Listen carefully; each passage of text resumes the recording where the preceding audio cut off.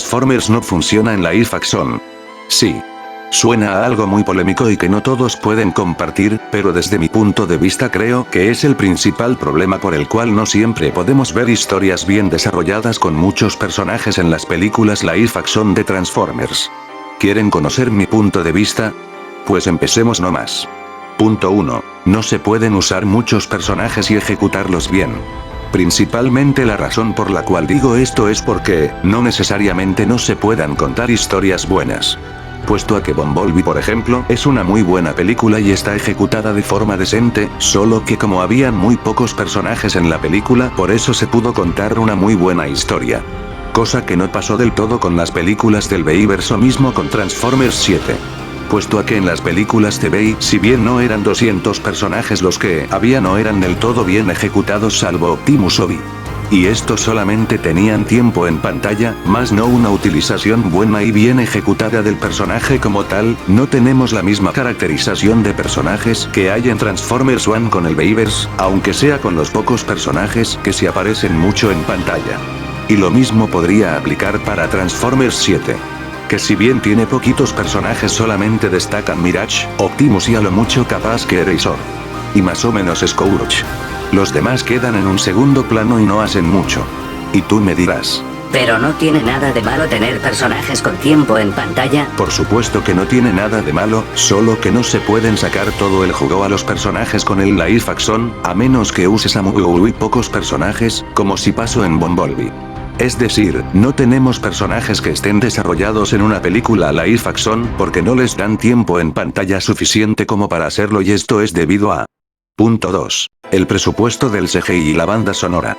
No me malentiendan, el CGI y la banda sonora son aspectos clave en una película y esto es algo que defiendo de las películas live action de Transformers porque está muy bien ejecutado.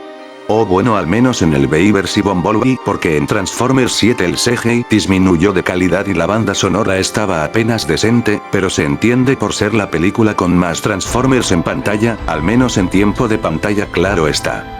Solo que como en el CGI y la banda sonora se gastaba mucho presupuesto, principalmente con los efectos del Bayverse, que hasta los modelos de personajes tenían piezas movibles que eran como 120 y ni siquiera podíamos ver, todo con tal de que los personajes estuvieran lo más detallado posible. Y ya que hablamos de lo costoso que era el CGI, pasemos al siguiente punto. Punto 3. No es rentable. No digo esto necesariamente por la taquilla, porque eso es relativo, lo digo en el sentido que por lo costosos que son los efectos especiales o la banda sonora, obviamente no podemos incluir muchos personajes en las películas porque sería demasiado costoso. Entonces crear historias al nivel de Transformers 1 en live action sería demasiado costoso. Y si no me creen basta con ver simples números. Transformers 7 con los poquitos personajes que tenía, lo poco que los desarrollaron pero con lo mucho en pantalla que aparecieron costó casi 200 millones de dólares, y principales críticas a esta peli eran que la banda sonora, efectos de sonido y efectos especiales habían disminuido en calidad con respecto al Bayverse. Y esto es obvio, con lo costoso que es el CGI obvio que se te va a ir toda la plata en esto. Pero entonces, ya que mencioné esto, ¿por qué Transformers 1, teniendo una historia y ejecución de personajes mucho mejor que todas las pelis anteriores de Transformers, teniendo un CGI precioso y una banda sonora excelente costó menos de 100 millones de dólares? Básicamente esto es porque, en el live action si quieres contar una muy buena historia de Transformers estilo Transformers 1, con una buena ejecución de personajes, con un desarrollo y una evolución buena, sumado a buenos efectos especiales y a una banda sonora excelente, te saldría muy caro.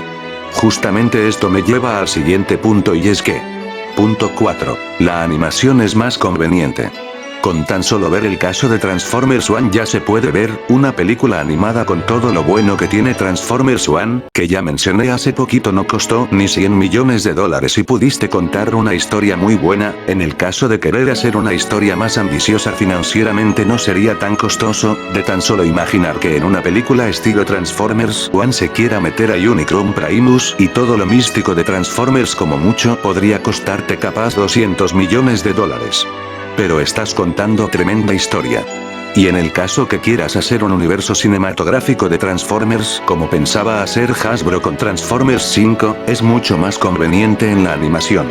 Entonces, ya como para ir terminando, ¿Transformers funciona en live action? Sí, pero siempre y cuando cuentes una historia con muy pocos personajes y demasiado simple en cuestión de ambición. En el caso como nosotros los fans o el público general que espera historias más ambiciosas con muchos personajes, pero bien ejecutados, es mejor una saga animada que aparte de ser bien contada, es más conveniente financieramente hablando. Con esto damos por finalizado el video. Muchas gracias por ver y aclaro que esto es simplemente mi opinión y nada más, así que si opinas distinto me gustaría que dejes tu opinión en los comentarios, pero siempre guardando respeto XDD. Sin más que decir, yo soy el Optimus X y me despido. Hasta luego gente.